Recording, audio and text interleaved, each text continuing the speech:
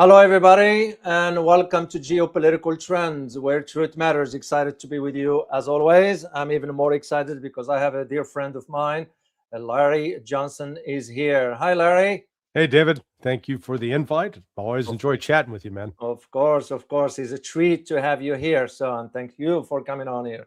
So, to those who do not know who Larry is, which you should know by now, Larry is an American blogger. He's also a former analyst at the CIA back then. He also worked at the State Department.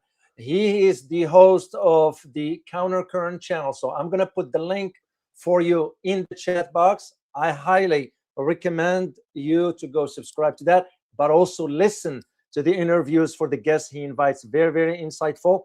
And I'm not saying it to be Mr. Nice. You guys know me. I'm straight shooter. I learn a lot from Larry. I do listen to the interviews he conducts there. So check it out. Larry, we have a lot to cover here. So I'm going to get on it right away. I'm going to start with this New START treaty that ended. Now it expired. And marking now the end of almost 5-6 decades of bilateral nuclear arms control. And 50, I'd say 56 years. Indeed. And I remember I argued this back when I wrote my my Russia book back then, in which in 2019, I recall, I made the case that when the INF treaty was when the Russians withdrew after the US did, I asked the question, and at that time I said to myself, okay, what's going to be happening now that the INF treaty is off? That's it, we're done. The Russians went ahead and reciprocated, and it was still the question I asked was, will there be also problems for other treaties? And here we are. How do you see it, Larry? Yeah, unfortunately, we've lost a generation of people that were experienced with arms control and that had been involved with negotiating it.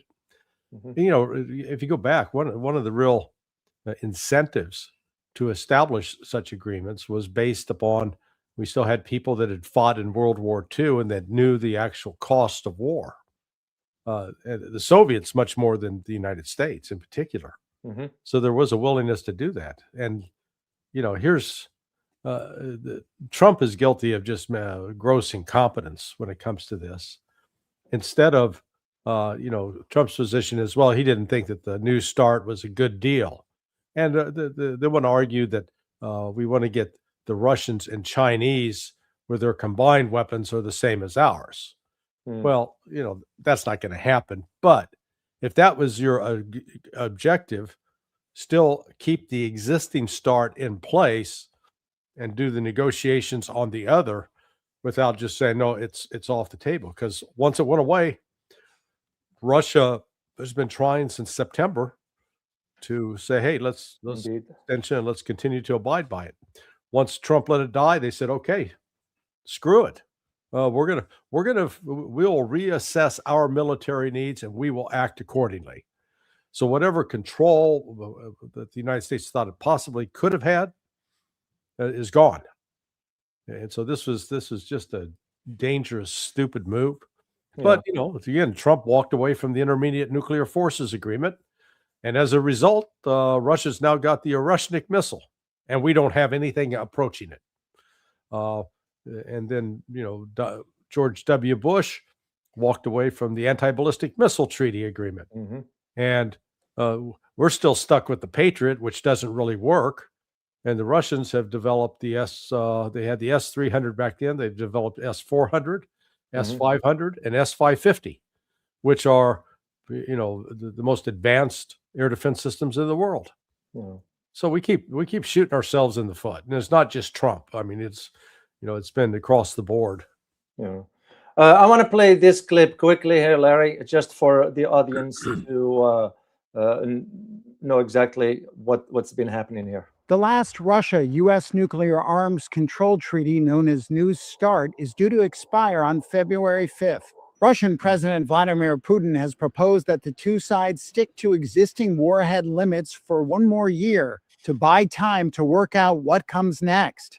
On Tuesday, Kremlin spokesperson Dmitry Peskov warned that time was running out. Впервые Соединенные Штаты и Российская For the first time, Russia and the US, the two countries with the largest nuclear arsenals, will now have a basic document that limits and controls these arsenals. основополагающего документа, который We believe this is very harmful for global strategic security. финал. Мы считаем, что это очень плохо. Это очень плохо для Our proposal remains on the table for the remaining days before the treaty expires. I'm going to stop it right there. Yeah. The reason I want to do it this way, Larry, is because the Russians are saying to the Americans, how about if we sort of give it another year at least till we figure out what's need to be done? Why, in your opinion, Larry, the US is not willing to support this extension, even though it's limited for 1 year, but a lot can be happening in 1 year as far as finding solutions or coming up with another agreement? We have no strategic thinkers anywhere in the decision-making process. They're all focused on the here or the now. They're not thinking ahead. Yeah. You know, these are not chess players. These, God, they can barely play checkers. Trump and his team, you know, again, they've said, well, what we want to do is get another agreement. Great. Keep the existing agreement in place while you work on the other. But they haven't actually put together a team to work on the other. So it's like they're dealing constantly with fantasy. And it is really alarming because, you know, we're going to fall farther behind in the United States. And one of these days it's going to come, we're going to wake up and realize the arms train has left the station and we're not on it. Russia already has at least 4 variants, maybe 5 of hypersonic missiles. Those are missiles that travel greater than Mach 6 and that can be maneuvered. The United States doesn't have a single one. The Russians have deployed the Burevestnik, a nuclear-powered cruise missile that, in theory, can put it up and it can fly and fly and fly and fly. It doesn't have to come back down to be refueled. They've got the Oreshnik, so and they've got more advanced submarines than we do. So the United States has just fallen way behind, and yet we continue to kid ourselves that we have an advantage. Now, how likely this argument that's coming out of the Trump administration, because they wanted to, and you alluded to it earlier, Larry, as far as the trilateral accord with Russia and China. So why, in your opinion, for me personally, Larry, there is no way China will accept it. China will reject this participation. But why do you think the US wanted to push for this particular trajectory by incorporating China into this particular agreement? Because we wanted to have the advantage over each of them individually. So if we agree to, let's say there's the limit is 1,000 warheads. Well, Russia has 1,000 warheads. We have 1,000. We're equal. But Russia and China also has 1,000. So from Trump's position, they're viewing correctly, finally, the fact that Russia and China are allies. So they have double the punch that we do.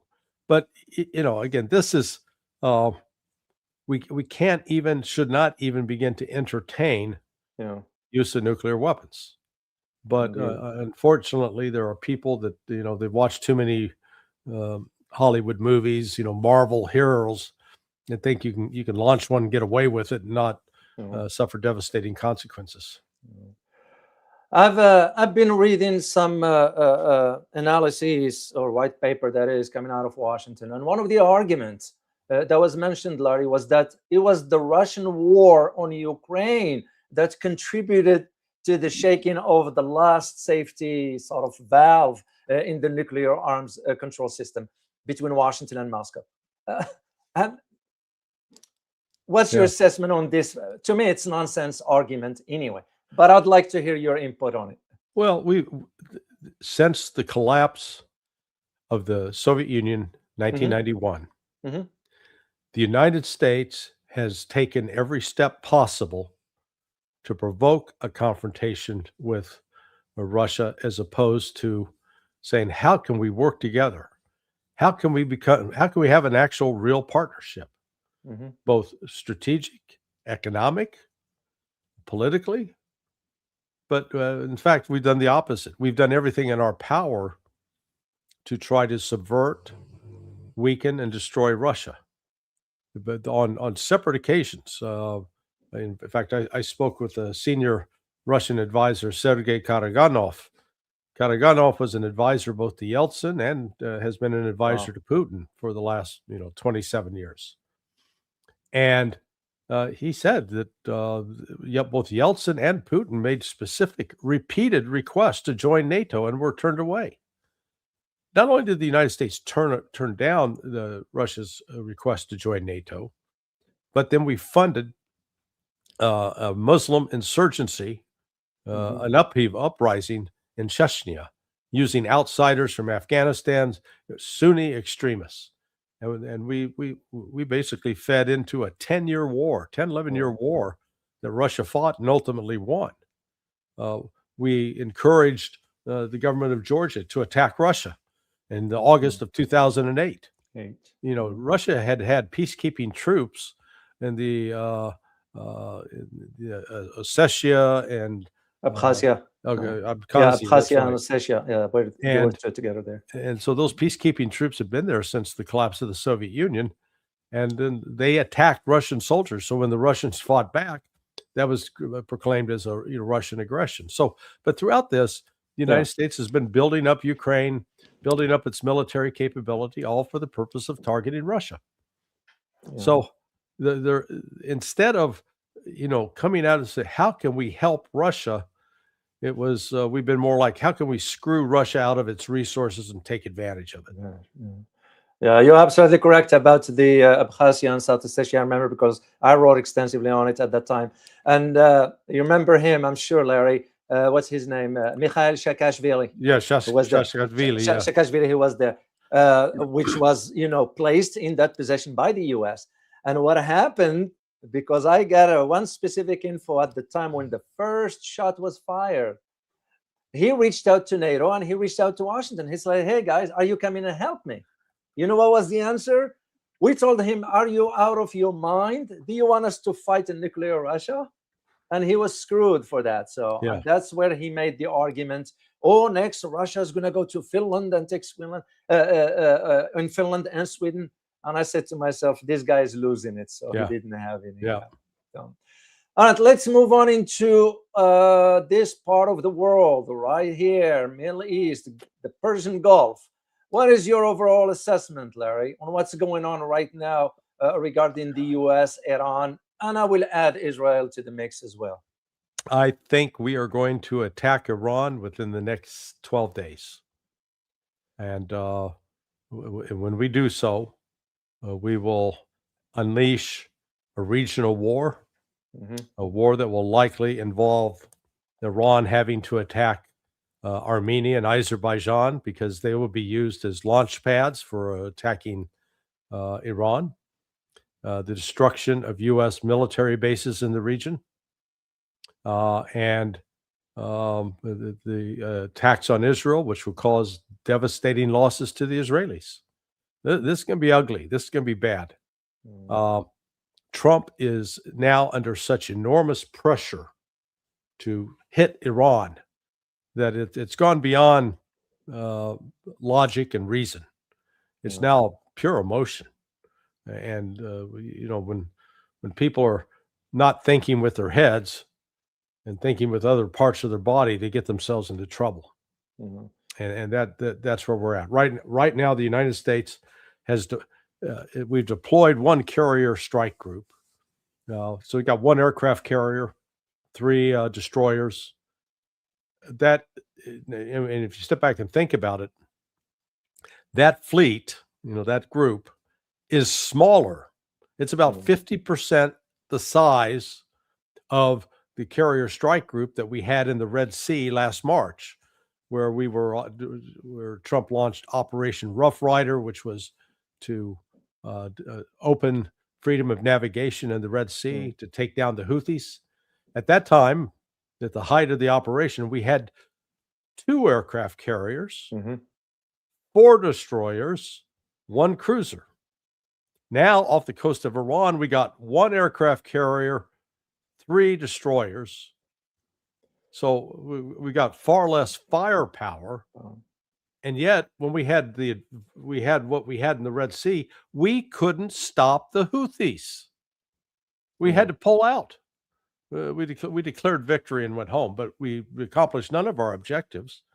And the Houthis, in addition, were instrumental in causing the loss of 3 F-18A Hornets and 7 Predator drones at the cost of $35 million apiece. And we can discuss why they were using Predators, what that was for. But the point was, the Houthis were not. They don't even have a tenth of Iran's military capability, and we were unable to defeat them. Indeed. So we think we're going to go into Iran and walk all over them. This is reminiscent. This reminds me of all those the supporters of Abraham Lincoln at the Battle of Bull Run, the first battle. They're all in their carriage. All the supporters from Washington, D.C. are riding out to Manassas to watch this great victory by the U.S. forces, and they got beat.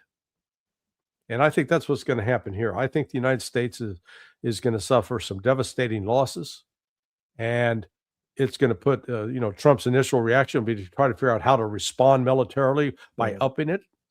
But at that point, this thing will spread regionally, and it will get China and Russia involved. Yeah, and that will be our next point on this. But before I'll get into that, I want to ask one specific question, Larry. In your opinion, do you believe, and this is just a hypothetical I'm thinking also, do you believe, in your opinion, that Donald Trump backed down after Iran deployed the Khorramshahr 4, the ICBM? Yeah. No, not yet. Again, I don't think they're going to back down. But that's why I say we're almost embarking on a suicide mission. Because so the U.S. will not back down? No, I don't think so. Okay. They should. I mean, if saner heads prevailed from a military standpoint, you got to have some general at the Pentagon that will go to the president and Mr. President. We don't have the force to sustain this fight, and we're going to put ourselves in a very vulnerable position. We'll lose our bases in Qatar and in Saudi Arabia and Bahrain. Those are the 3 main ones. And that plus it will portray the United States as vulnerable, as weak. Yeah. So why do this? So but I'm afraid the pressure, the political pressure that Trump is under from the Zionist crowd, and it's not just Jewish, it's Christian Zionists as well. Yeah, it's so strong that I don't think he has an escape valve.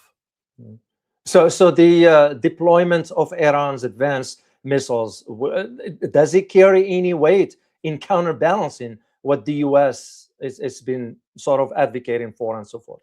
Oh yeah, no, it does. Once it's employed, there's some things you have to learn by experience, and the West is going to learn by experience that Iran is not a weak country, and that it is not, when it fires back, those missiles are going to have devastating effects. And Iran has tried to avoid this. They've been trying to avoid the conflict. The real irony out of this, David, is that if and or when the United States attacks and Iran retaliates, and then Iran's going to suffer some damage and casualties. But I think Iran ultimately will prevail. And at that point, then the case will be very strong for Iran to develop nuclear weapons. The people already, according to Professor Morandi, are demanding that Iran do it. And I think they correctly recognize that if they have a nuke, none of this would be happening. Yeah, you're absolutely correct, because that will be the case similar to North Korea in this case. Yes, so we don't mess around with the with North Korea. You mentioned earlier, Larry, about 12 days or so, possibly that the US could attack. This time frame falls exactly with the beginning of Ramadan. How stupid will it be of the US to launch an attack during the holy month of Ramadan? Yeah, they haven't thought that through, really. And that's one of the reasons I think Netanyahu is supposed to show up. Initially, I thought he was In going to arrive Washington. Tuesday, but Yeah. he's going to show up on Wednesday. Because, remember, the last time Bibi and Trump were together was 42 days ago. Yeah. So December 29th. Mm-hmm. So we had, let's see, you had 29, 30, 2 days in December, and then another 31 days in January. That's 33. And here we are at day 9. So, yeah, 42 days. So 42 days ago today, Yeah. Trump and Netanyahu met. And that time they were coordinating this color revolution attempt that was put together both by the United States and Israel to bring down the regime of the Ayatollah Khamenei. And initially, how it was supposed to work out was to spread the riots across the country, insert actors that would carry out acts of violence to exacerbate the situation, make it worse. And then the U.S. would intervene militarily to finally topple the government of the mullahs.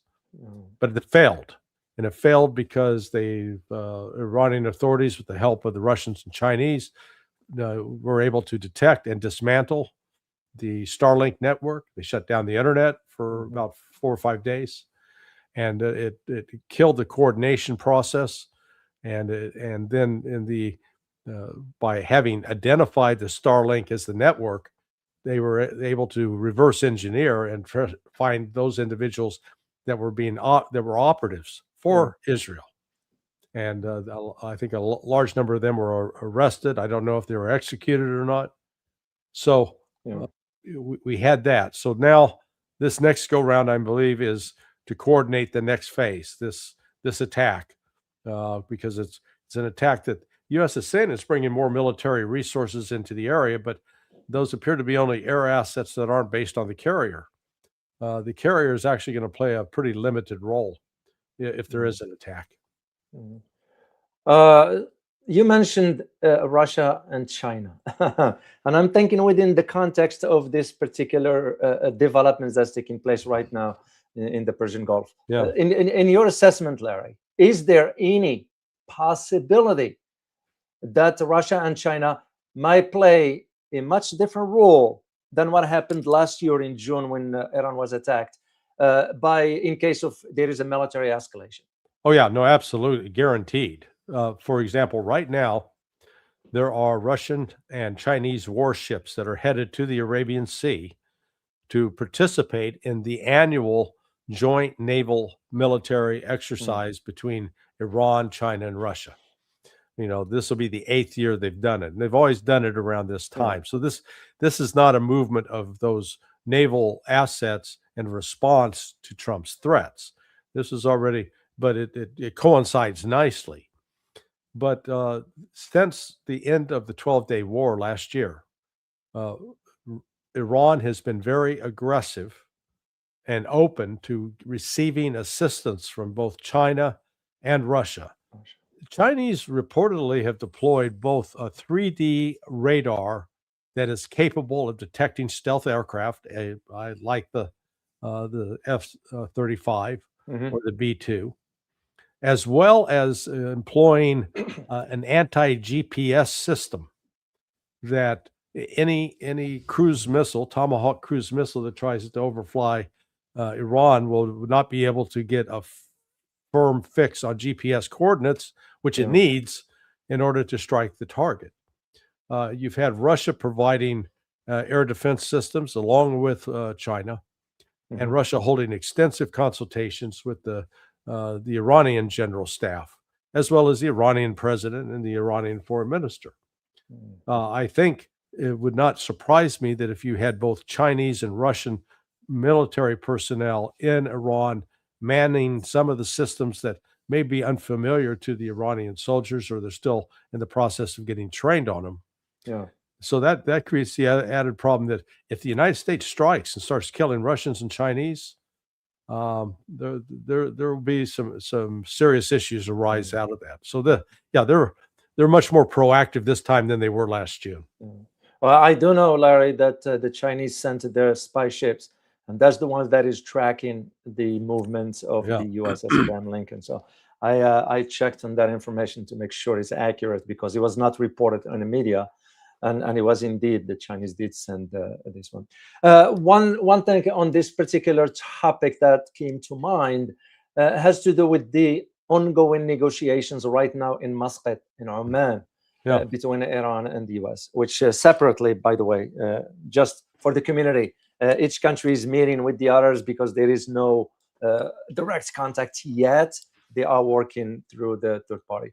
What I want to ask you, Larry, about this is the presence of General Cooper in the meetings. Usually, you and I know how things work in Washington. A military high-ranking would not attend the diplomatic negotiations at this time. Right. What is the significance of having General Cooper? By the way, he's the head of the Central Command. What is he doing in the negotiations at this stage?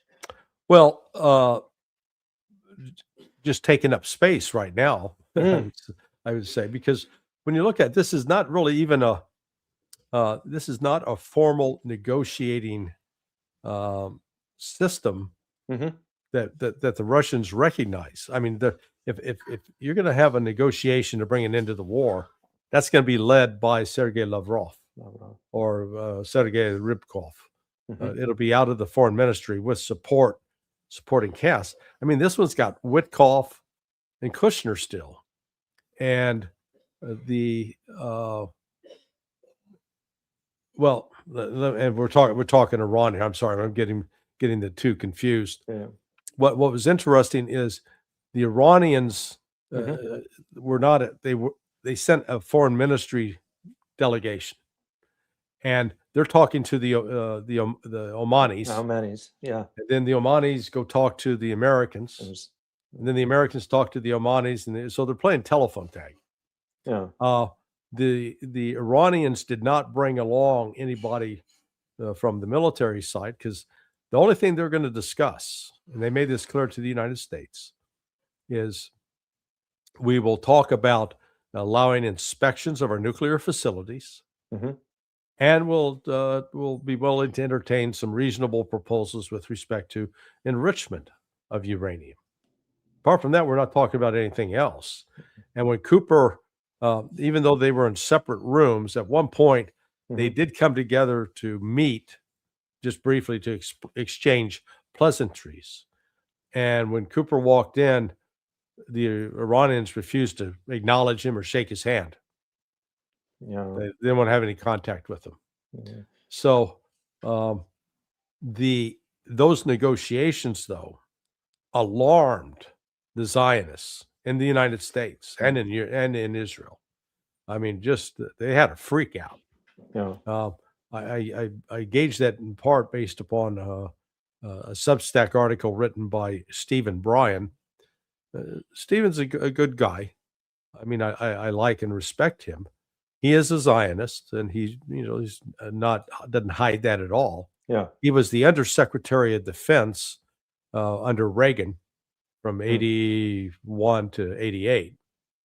But he wrote a piece 2 days ago just blasting Witkoff and just, decrying these negotiations, because he thinks it's providing Iran with a legitimacy that it doesn't deserve. And so, but what if Stephen Witkoff is reacting that way? I mean, if Stephen Bryan is reacting that way to Stephen Witkoff, then I can only imagine what the hardcore Zionists, the ones who are not, when you read Stephen's stuff, he's usually very measured, not emotional, very intellectual. Not this piece, man. He was off the rails, and so. That tells me that Trump is going to face significant pressure, significant blowback.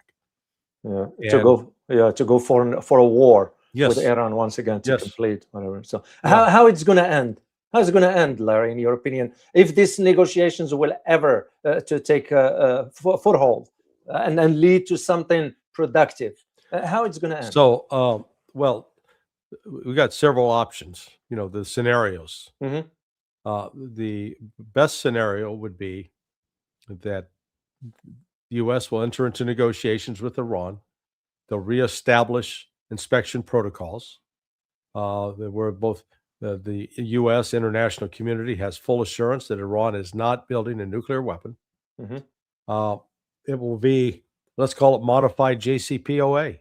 Trump walked from JCPOA, which he actually could have made work and would have given them the assurances they need, but that wasn't good enough for Israel. And they'll agree to allow some enrichment of uranium. So they'll come up with a protocol that should take the heat off. I don't think that's going to happen. So more likely, the United States is going to hit Iran, and Iran's going to retaliate militarily. It will end up causing significant damage to the U.S. bases in Saudi Arabia, Qatar, and Bahrain. And it's going to cause just complete devastation in Tel Aviv and Haifa, both to the oil terminals, to the ports, and then to the key military and intelligence installations in Israel. At some point, the United States will be faced with having to try to escalate the war, where it can't escalate it. I mean, it can try to put more bombers in there, and there'll be more targets that'll get shot down. Now, they will, there'll be Iranians killed and there'll be significant damage, but it's not going to deplete their missile force. So ultimately, I could see one outcome where finally the United States, with intermediation by the Chinese and the Russians, agrees to reach a peace settlement with Iran. And you know what? We'll be back where we started, where Iran will get relief from economic sanctions, and there will be a inspection protocol put in place. But at that point, I think Iran, if they've essentially won a victory, a military victory against the United States, they're going to enrich uranium as much as they want. So it is, and the reason there's a limit to what the United States can do. We're relying entirely upon air power and sea power. But the sea power has real limitations. Those aircraft carriers, the one you're showing right now, man, those are sitting ducks. They can be taken out easily with hypersonic missiles, which Iran has, which is one of the reasons that apparently that carrier strike group is staying 1,000 miles offshore, because if they get any closer, they're very vulnerable to the Iranian missiles. But what's the problem with putting them offshore 1,000 miles? Well, those destroyers are carrying, let's say, 50 Tomahawk missiles apiece. And if they're 1,000 miles offshore, the range of those Tomahawk missiles is only 1,000 miles. Wow. So they're going to blow up the beaches of southern Iran. That's all they're good for. So, I mean, like I said, this militarily doesn't make sense. In the United States, if it was asked to mobilize troops to, quote, invade Iran, oh my God, how you secure those logistic lines, I have no idea. Because when we compare this to 2003, Larry, remember the size of the U.S. presence there and so forth. I will concur with your assessment and argument that the force doesn't meet the needs for what the U.S. wants to achieve against Iran. I just don't see it. Yeah, we had 165,000 troops back then, and it took us 8 months of buildup to get them there. Indeed. And now we're going to attack Iran, which Iran is 4 times the size of Iraq geographically. It's got 91 million people. It has a more sophisticated military. Between you got 350,000 regular army and 150,000 IRGC. So right there, Iran is with only a population of 91 million has as many soldiers in uniform as the United States does, which is 350 million. Wow. Wow, that's a big deal. What about the role of the countries in the region, the neighbors, per se? Where do you think, where do they stand? How do they see these assessments? So far, Saudi Arabia, Qatar, Emirates, and Kuwait, I believe, have all sent signals, don't use our airspace. Jordan is the only one, apparently, that's willing to play along with the United States and assist. But the other countries are trying to, distance themselves. Yeah. They don't want to be directly involved because they recognize if they support, enable a U.S. attack, they're going to be hit. They're not going to be left alone. So this is we've heard from the government of Iraq that they are fully on board supporting the government of Iran. Wow. And the different Shia movements in the region, they've all declared openly not just to support Iran, but to attack the West. So I said this can get out of hand very, very quickly. And the last thing I want to ask about this particular topic before we go back to the nuclear treaty, the Strait of Hormuz. What do you expect? Hypothetically, should be a war that will erupt. Will Iran move quickly into shutting down the Strait of Hormuz, in your opinion? It'll be a selective shutdown, I believe. So they've got along their shoreline, they've got these anti-ship missiles, and they will be able to identify ships. So if it's a ship carrying oil that's headed for China, on by. If it's a ship loaded with oil that's headed to the United States or Europe, stop, and they'll shoot. They'll take it out. So I think they'll do that before they mine the straits. Mining the straits would be sort of a last-ditch effort because the problem with it is they don't discriminate. So everybody would be at risk. Whereas I think Iran's going to be more tempered. They'll only challenge those who they are classified as a combatant or as an enemy. Which will be the same way Ansarullah did when they shut down the Red Sea, except for certain ships, they were allowed to get through. So that will be very interesting. Exactly right. Yeah, Larry, I want to go back to the nuclear treaty here, or the lack of that is, but it's not from that aspect. What I want to mention into this is, how do you see the just completed drills between NATO, US, and Poland near the Russia's border?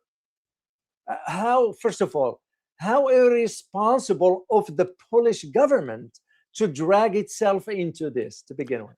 Well, yeah, but let's understand those exercises are usually set 18 months to 2 years in advance. So like what we've seen recently with that NATO exercise, just backdate it to that started probably in August of 2024 to plan it for its operation. But that said, the entire premise of the exercise program is to prepare NATO to fight Russia. They don't declare Russia in it as the enemy. They'll make up imaginary countries, but we all know what we're doing, and it's preparing to fight Russia, and which is one of the reasons Russia wants NATO to back the hell out of Ukraine. Do you realize since 1997, the NATO set up a de facto NATO base in Western Ukraine called Yavoriv, and NATO officers would be stationed there, and they would run exercises. Ukraine is not a member of NATO, but over the last 31 years, going back to 1995, in the last 31 years, Ukraine has hosted more NATO and European Command military exercises than 26 of the other NATO countries. Think about that. Wow.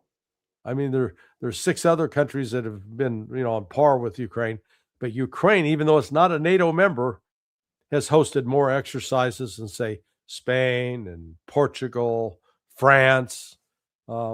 It's remarkable, and so that's what we're looking at here is this encroachment of NATO constantly to the east. Yeah. And that's what Russia's trying to put a stop to. There is a recent development that just happened in Russia, and this has to do with the attempt assassination of Alexiev. I'm sorry, Alexiev. He's, I believe, the second in command for the military intelligence, or Yeah. GRU, Yeah. if I'm not mistaken. And I believe the FSB, the Russian Federal Security Services, which, by the way, announced yesterday that they have apprehended the assailant who was trying to kill the deputy director. He's the deputy director of the military intelligence. Right. Who's behind this, in your opinion, Larry? Well, the Russians came out today and said it was Ukraine and Poland. Okay. So they've identified Ukraine and Poland as having been directly involved with this. General Alexeyev, he was apparently on the negotiating team in Oman. Excuse me, in United Arab Emirates, Abu in Dhabi. Dubai. Yeah, Dubai. And so he went down with the Ukrainian and American delegations. To target him is really beyond the pale, because you're not supposed to go after the negotiators. And he's a tough guy. He got shot twice in the back, and then was able to turn around and basically beat the tar out of the guy that was shooting him. Sure, yeah. He got shot one more time, but then his attempted assassin fled. Yeah. And I think that's actually partly how they were able to locate him so quickly, because the DNA he left on the gun as well. So this is going to bring you some real retaliation on the part of the Russians, because they are already blaming the Poles and blaming Ukraine. And I still don't understand why Poland is dragging itself into some. But, yeah, Poland is. Do you remember was it Lily Tomlin on? She had a character where half of her was like a man and half man of her and was half, half man, half woman. Yeah, that's Poland. So you got Poland. One of them are like, not wanting to go to war with Russia, and the other half wants to go to war with Russia. And you try to say, okay, let's step back and look at who's got what reason to be mad at Russia. So the Poles historically are mad at Russia over the Katyn forest massacres, which killed an estimated 15 to 30,000 Polish elite, military, university professors, leading businessmen. Horrific thing. But then you got the Volyn massacres carried out by Stefan Bandera of Ukraine, and he killed more than 150,000. So if you just go by number killed, you'd think that the Poles would be more angry at the Ukrainians than they would be the Russians, because at least the current Russians are not the Soviets who carried out that massacre. In fact, Putin, as president, apologized to Poland for the Katyn forest massacre, whereas the Azov battalion, the right sector, the current many in the military in Ukraine are avid supporters of Bandera. It just, it makes no sense. Regarding Ukraine, while you mentioned Ukraine, Larry, when is going to be over? We know it's over for Ukraine. It's what's next? I think you could very well see this starting to wind down by the end of the summer. So, because Russia continues to build up its forces, and it's starting to press on all points. Ukraine doesn't have the wherewithal; they don't have the manpower to withstand that pressure. They've been doing an amazing job of plugging holes here and there. but they don't have a secure training facility in Ukraine. So wherever if they assemble a group of kids to start training them, they very well can get hit with a missile and be done. Yeah, that would be the end of it. So.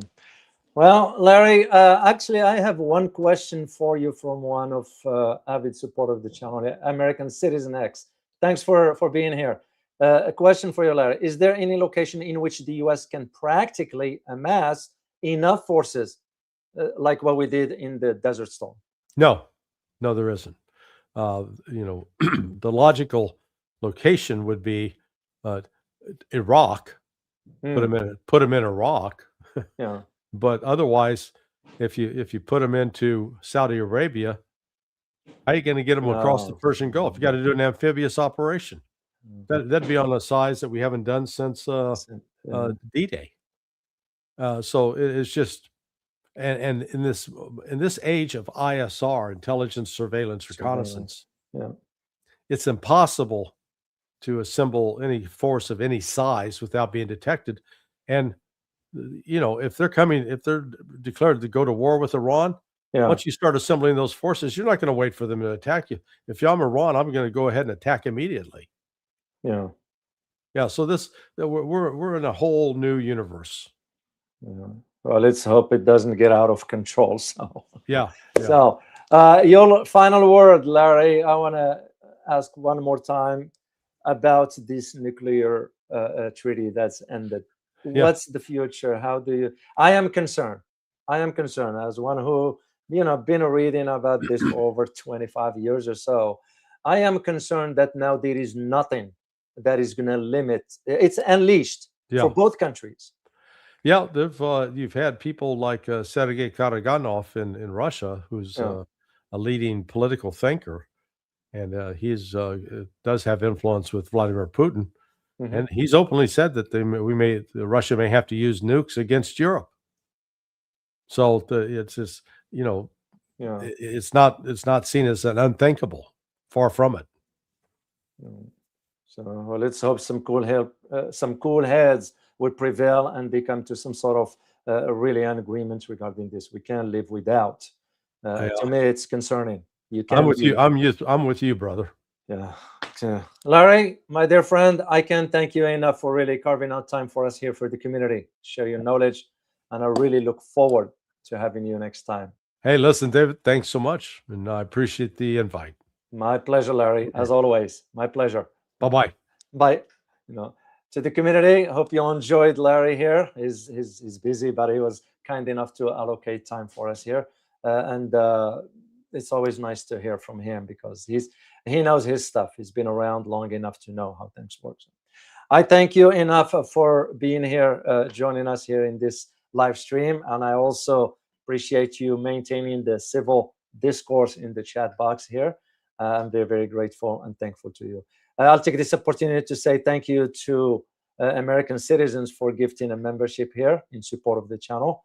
And I also take opportunity to say thank you to Charles DG for buying me so many cups of tea in support of my upcoming Asia trip. So I will be working on some analysis for you. I will do some recording, especially pertaining to the West Asia or Middle East, given the development that's taking place. There are other parts of the world that I am also focusing on.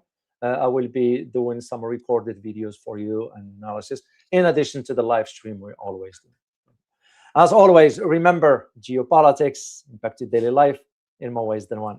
Until next time, thank you.